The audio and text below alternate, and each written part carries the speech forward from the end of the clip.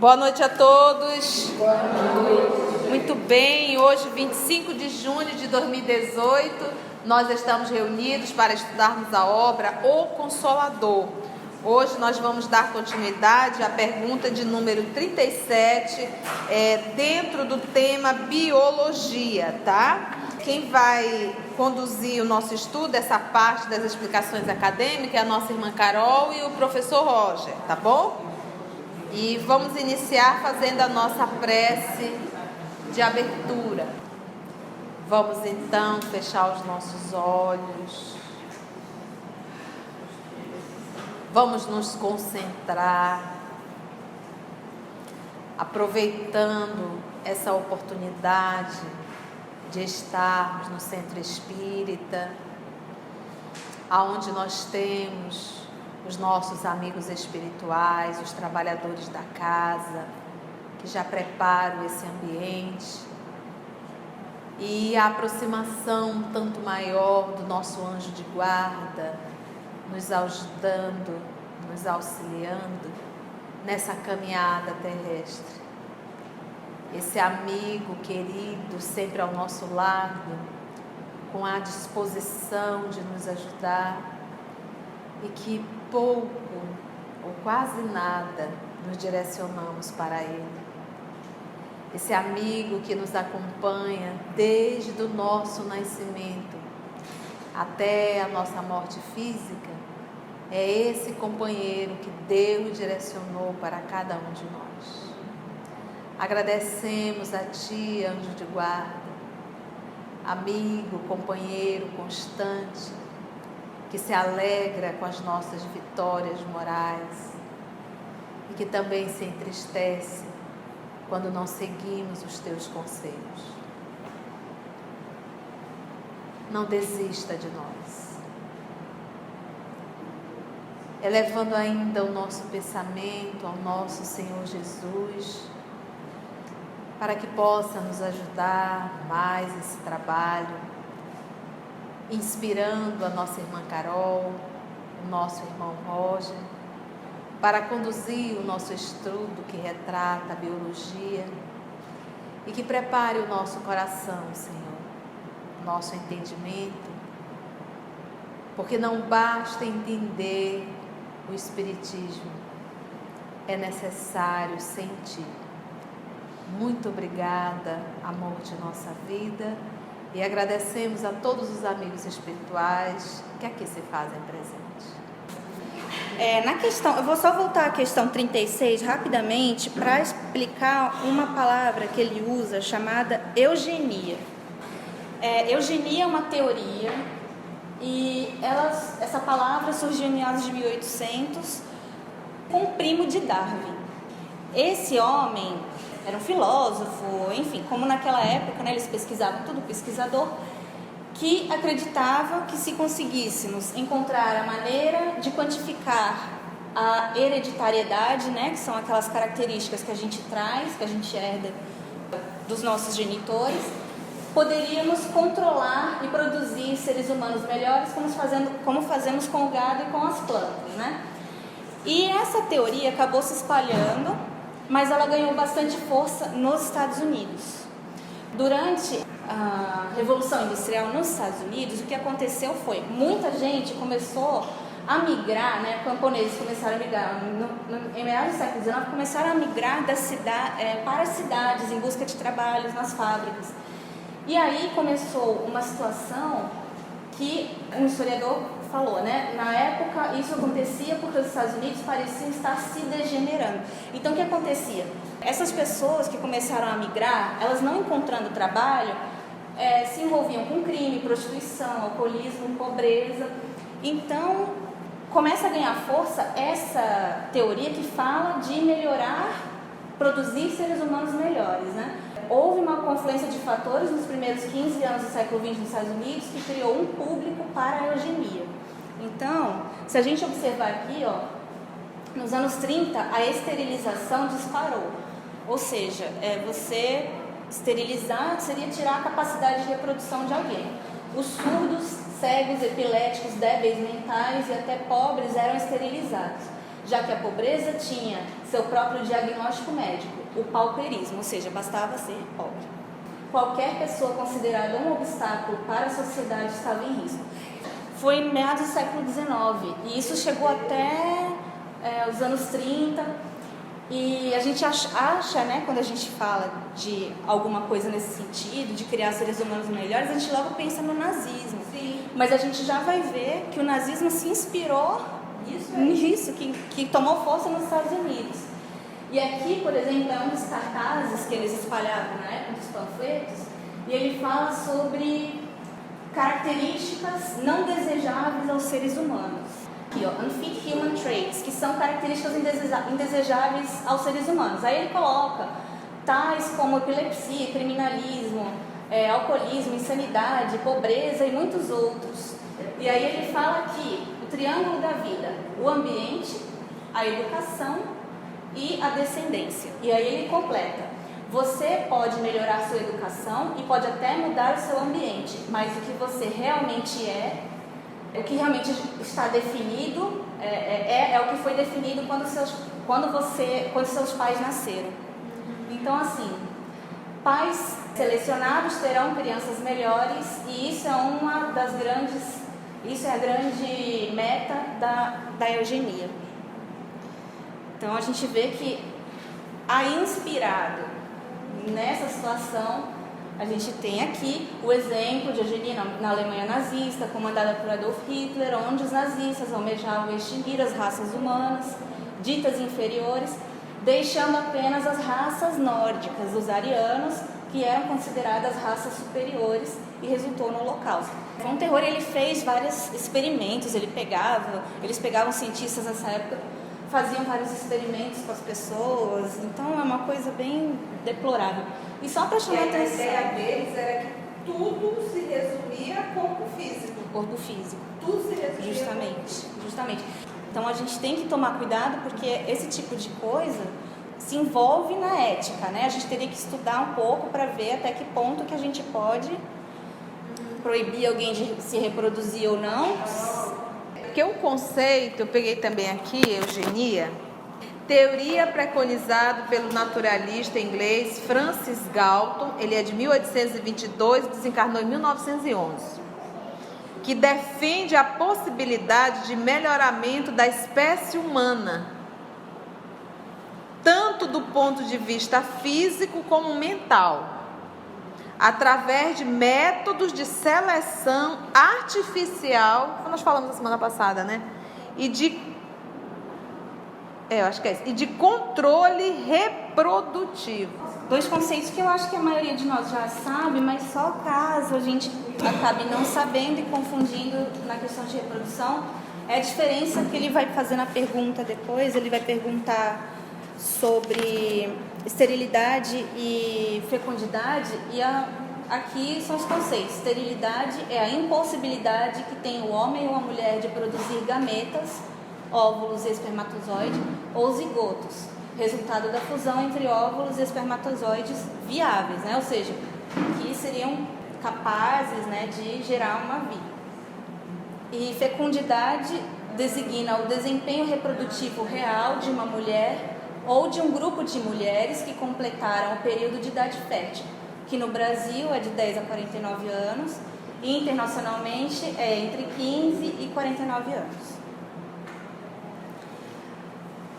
Aqui também é só um conceito que ele também abrange, que ele vai tocar aqui, que é a teoria darwinista, e mostrando aqui, os ancestrais das girafas já apresentavam pequenas variações no tamanho do pescoço. Então pode ver que essa girafinha aqui, que é mais baixa, numa árvore mais alta, ela já não conseguiria se alimentar. As de pescoço mais longo conseguiram seu alimento do alto das árvores quando os alimentos no solo escassearam. E as de pescoço mais curto não sobreviveram, né? Então a gente já vai vendo que começa a ter uma seleção, né? A seleção natural que ele fala na teoria. E o processo se repetiu ao longo das gerações, provocando um lento aumento no tamanho do pescoço desse animal. E aí foi ficando mais alta a girafa, porque a árvore também vai ficando mais alta. Então o alimento vai ficando mais alto e a girafa também. E tem uma outra história, só para a gente lembrar, que a maioria de nós estuda isso, que é a das mariposas em Manchester. Que quando começou a Revolução Industrial, meados de 1850, na cidade de Manchester, na Inglaterra, as mariposas que eram branquinhas viraram alvo mais fácil dos predadores, né? E as mariposas mais escuras eram as mariposas que passaram a sobreviver. E hoje em dia você encontra cerca de 98% das mariposas mais escuras e menos brancas. Por quê? As árvores foram morrendo os musgos e elas foram ficando mais escuras. As borboletas brancas não conseguiam se mesclar, né? Não conseguiam se esconder. E aí elas viravam presas mais fáceis para passarinhos, etc. E as borboletas mais escuras passaram a sobreviver. E é nisso que se baseia a teoria darwinista, né? Que é da evolução e adaptação das espécies. As combinações de genes aconselhados pela genética podem imprimir no homem certas faculdades ou certas vocações. O que vocês acham? As vocações, tudo que se fala de comportamento, vontade, desejo, isso vem da onde? É do espírito. Quando você fala em vocação, também é do espírito. Não tem como, né? Então ele diz, as combinações de genes aconselhadas pela genética podem imprimir no homem certas faculdades ou certas vocações. Vem Emmanuel. Alguns cientistas da atualidade proclamam essas possibilidades, esquecendo, porém, que a vocação ou faculdade é atributo da individualidade espiritual, inacessível aos seus processos de observação. Eu posso pegar um Einstein e pegar uma mulher superdotada, vou fazer o cruzamento aí dos dois para gerar um menino. Vai gerar um menino superdotado? Não vai. Pode ficar parecido fisicamente com Einstein ou parecido fisicamente com a mãe, mas a alma que vem habitar não foram os dois que criaram. O que pode acontecer é que o meio pode influenciar se esse espírito estiver receptivo. Ainda tem mais isso. Porque às vezes o papai manda um capeta num casal extremamente lúcido, amoroso, equilibrado, e o capeta continua capeta. Por quê? Porque ele não se permite, ele não é dócil à influência do meio. Não tem jeito. Entendeu? Ainda tem mais isso. Os geneticistas podem realizar numerosas demonstrações nas células materiais. Todavia, essas experiências não passarão dessa zona superficial em se tratando das conquistas, das provações ou da posição evolutiva dos espíritos, o que? Encarnados. Então ficou claro, gente? Não é a genética do corpo que vai dizer se a pessoa é inteligente ou não, se é educada ou não, se é isso, se é aquilo outro. Eu posso até fazer um estudo e dizer assim, olha, biologicamente é comprovado que essa pessoa, ela é dependente química, porque fisicamente ela tem uma predisposição para isso. Vamos acreditar? Sim, ok. Mas é o espírito atuando no corpo. Já é o resultado. Quando eu estudo o corpo, eu não estou estudando a causa, eu estou estudando já o efeito. Então o espírito influencia no corpo perispiritual, que é o modelador biológico, que vai organizar um corpo físico com as suas predisposições ao qual ele em espírito carrega. Entendeu? Então o corpo nunca é a causa, o corpo já é o efeito. Agora, o pai alcoólatra, a mãe alcoólatra, isso vai formar um corpo deficiente, com algumas deformidades às vezes, algumas deficiências físicas, deficiências que eu digo de saúde. O corpinho já não é mais tão saudável. Por exemplo, já estava vendo uma reportagem um tempo desse, pessoas que tiveram pai que bebe, mãe que bebe ou que fuma, tem uma predisposição a problemas visuais, tem predisposição a ter enxaqueca, entendeu? Por quê? O corpo foi formado. Imagina uma mãe com um menino no ventre e a bom fumar. Às vezes são enfermidades que vão aparecer no futuro, entendeu? Porque sente o organismo. Você imagina uma mãe usando droga, aquilo cai na corrente sanguínea, a criança está. Tem não sei aonde que eu estava acompanhando um caso desse, foi lá na colônia Antônio Aleixo. O bebê, ele gritava. Eu não me recordo muito bem, a mãe era dependente de químicos. A criança sente falta da química e provocador. Olha que coisa louca. Então, há uma influência, agora a nível moral, não. E detalhe, se eu estou grávida e estou abusando não só da alimentação, excesso de gordura, mas também de cigarro, de bebida, e eu vier a prejudicar o corpo dessa criança, eu sou responsável por isso. Eu vou ter que responder por isso. E quanto mais se sabe, mais vai se responder. Porque existem pessoas que são totalmente tapadas em relação a isso, não conseguem entender que isso vai fazer mal. Mas uma pessoa que tem informação e ainda assim continua, vai ter que responder por isso. Os geneticistas podem realizar numerosas demonstrações nas células materiais. Todavia, em se tratando das conquistas, das provações ou da posição evolutiva dos espíritos, encarnados. Então, não é a genética que vai resolver isso. Realmente o espírito. Pode preparar um corpo maravilhoso. Se o espírito que for habitar não for... 38. Se a genética está orientada por elementos psíquicos, como esclarecer as conclusões tão exatas do mendelismo? Vamos lá, mendelismo. Conjunto de leis estabelecidas pelo naturalista austríaco Gregor Mendel. Ele é de 1822, desencarnou em 1884. Acerca da hereditariedade das caracteres, biológicas. Então vamos lá. O mendelismo realizou experiências notáveis, porém ainda encontra fenômenos inexplicáveis no processo de suas observações positivas. Faz-se necessário considerar, igualmente, que em escala decrescente nos reinos da natureza, a genética apresenta resultados felizes nas suas demonstrações, pelo material simples e primitivo tomado para as suas observações práticas, tais como os amplexos celulares de plantas e de animais, constituído por expressões ainda rudimentares. Em escala ascendente, contudo, onde a evolução psíquica apresenta suas características de intensidade e realização, a genética encontrará sempre os fatores espirituais, convocando-a para um campo mais vasto e mais sublime de operações. Então não adianta vir com os textos de Mendel, que caiu muito bem na parte vegetal, mas quando se fala de seres humanos, 39. Quais as causas do nascimento de monstruosidade entre os homens e entre os animais?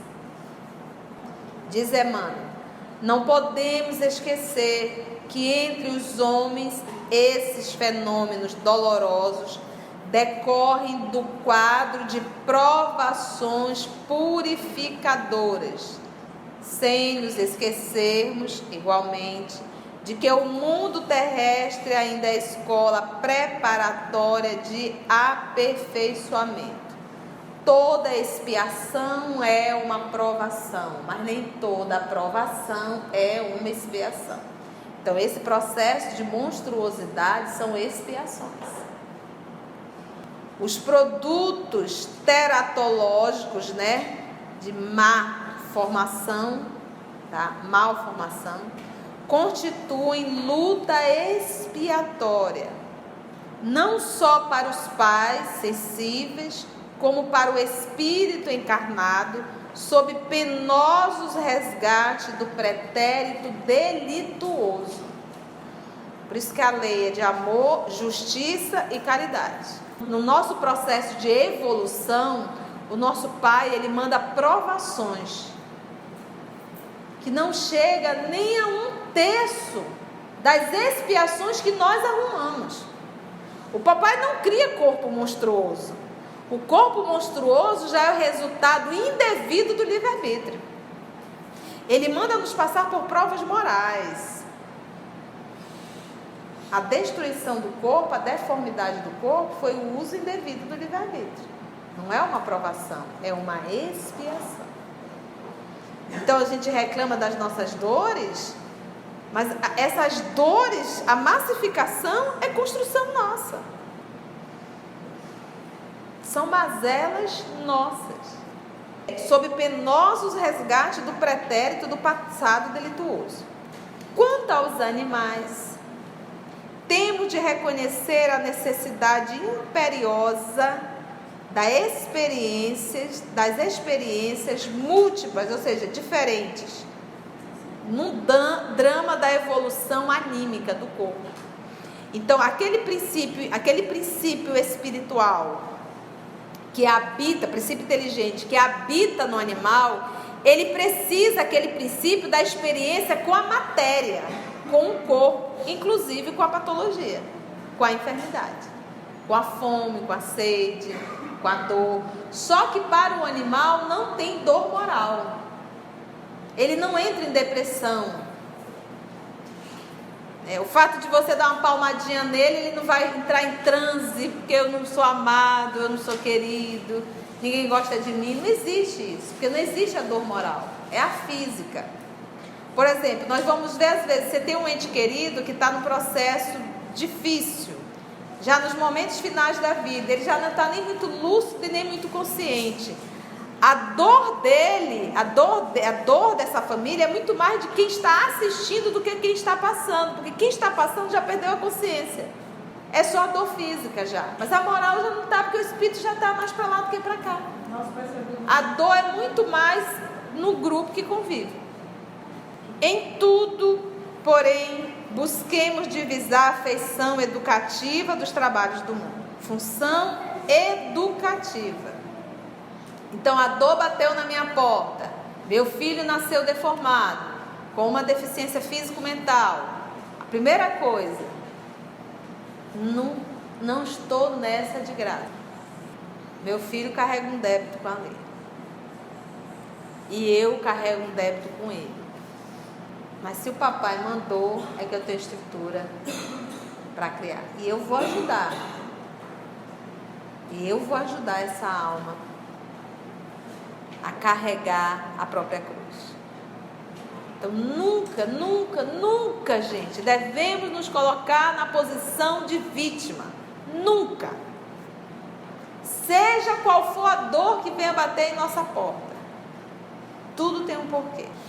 A terra é uma vasta oficina. Para oficina vai carro bom ou carro quebrado?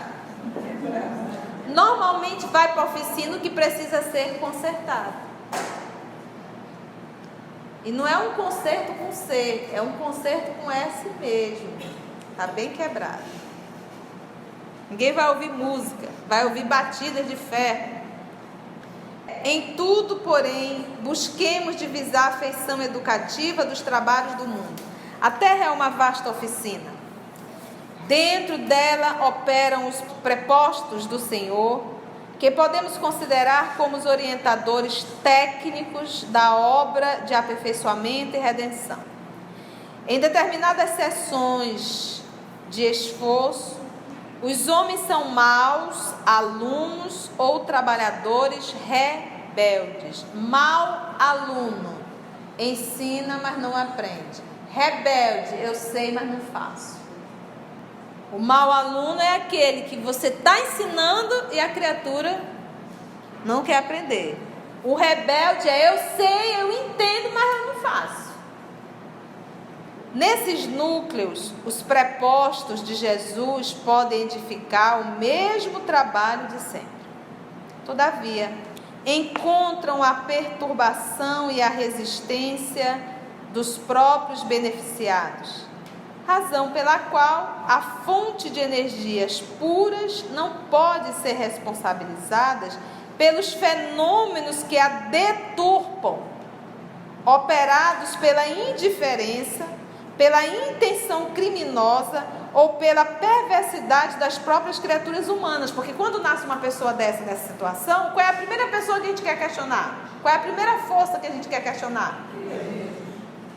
Como que Deus permite uma criança nascer nesse estado? Deus é costa larga. Por que eu estou passando? Morre um filho teu. Você vai querer tomar satisfação com quem? Porque o meu filho, podia ser o do outro, mas porque o meu.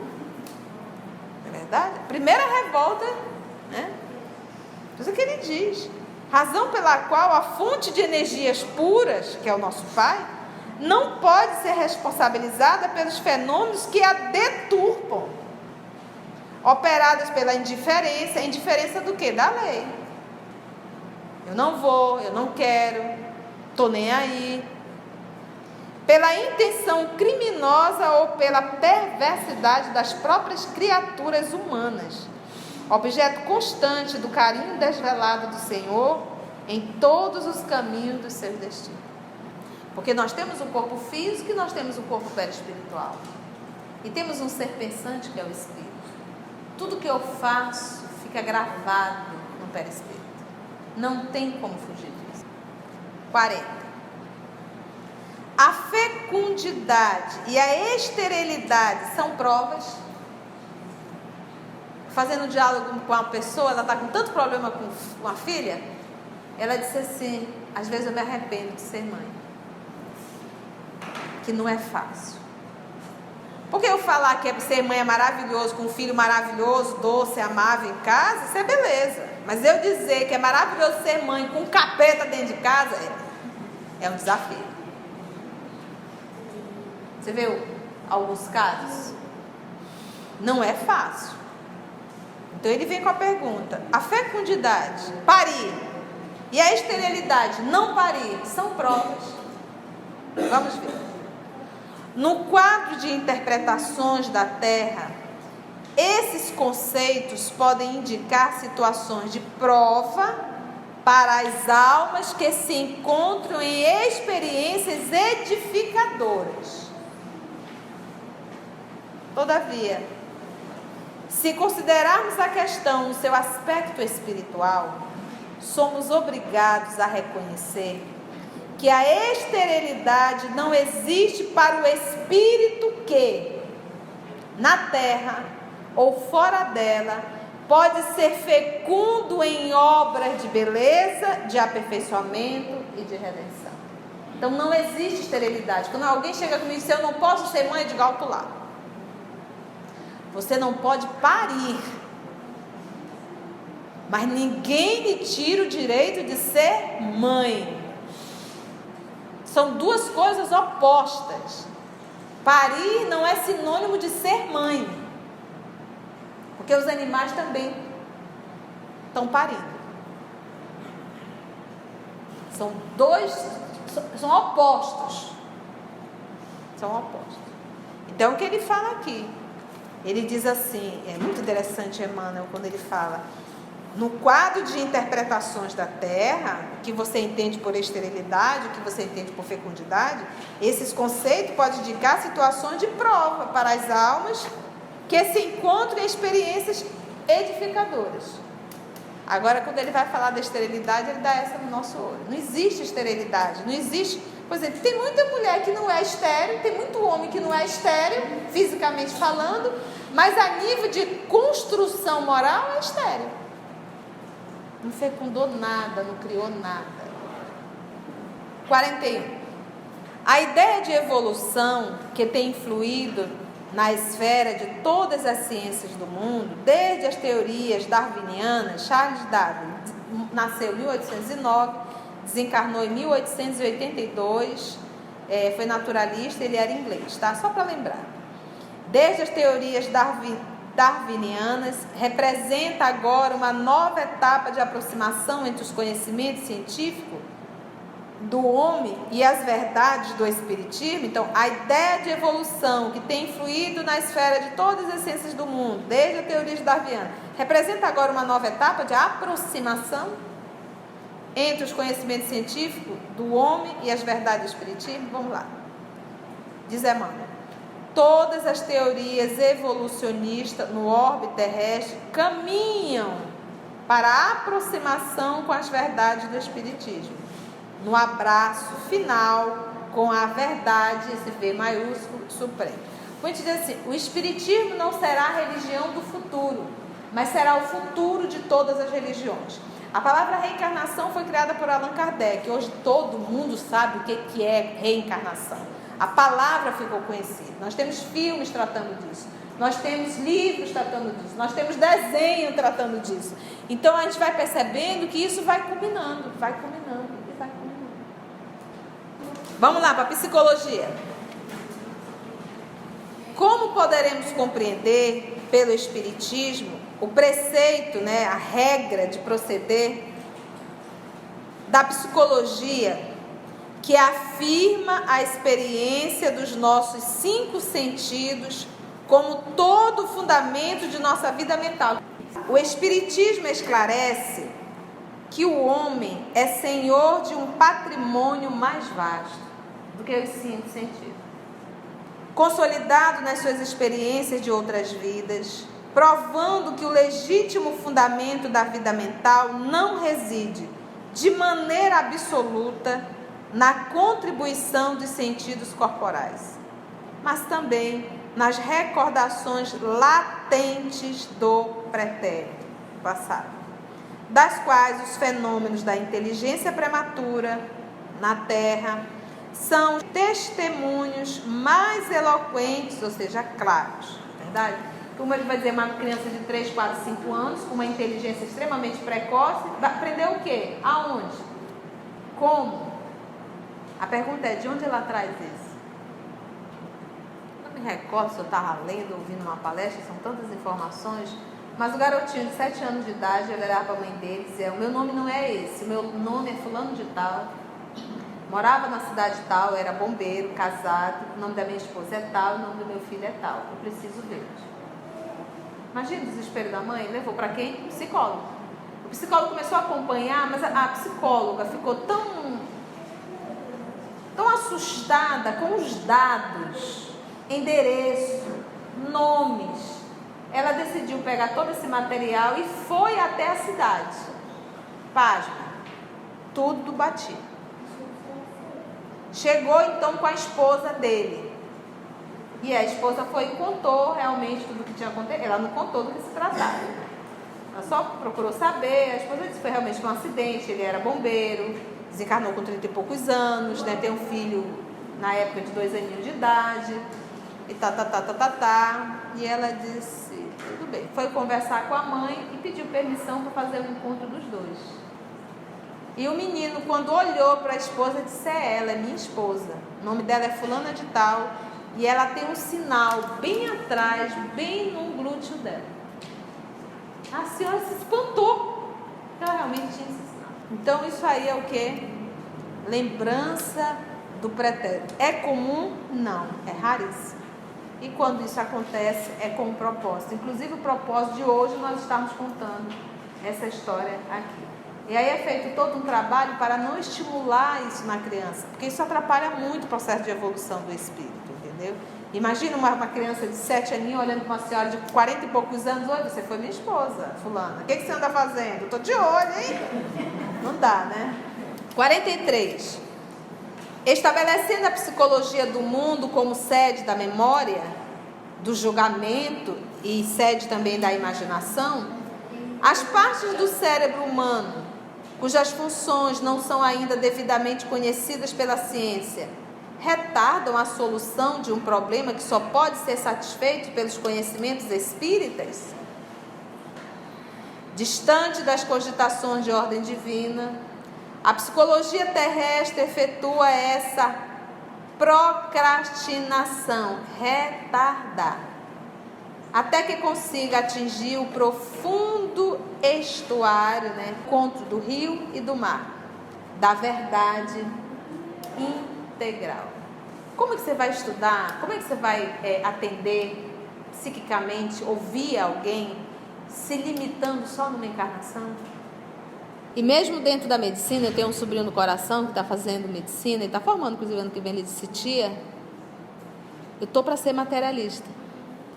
E foi evangelizado desde pequenininho. É impressionante, tia, a lavagem cerebral que é feito.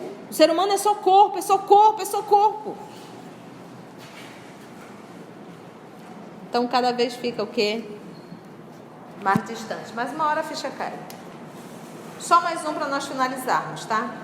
Poderá a psicologia chegar a uma solução cabal, né? Que não falte nada, completa, do problema das desordens mentais, denominadas anormalidade psicológica? Vamos ver a resposta de Emmanuel. Movimentando tão somente os materiais da ciência humana, a psicologia não atingirá esse desiderado, esse desejo, essa aspiração, conservando-se no terreno das definições e dos estudos, distantes da causa. O conhecimento do mundo, porém, caminham para a evolução dessa ciência à luz do Espiritismo, quando, então, seus investigadores poderão alcançar as soluções precisas. Por exemplo, quando você pega um livro de autoajuda acadêmico, para quem já estuda o Espiritismo, aquilo ali é café com leite.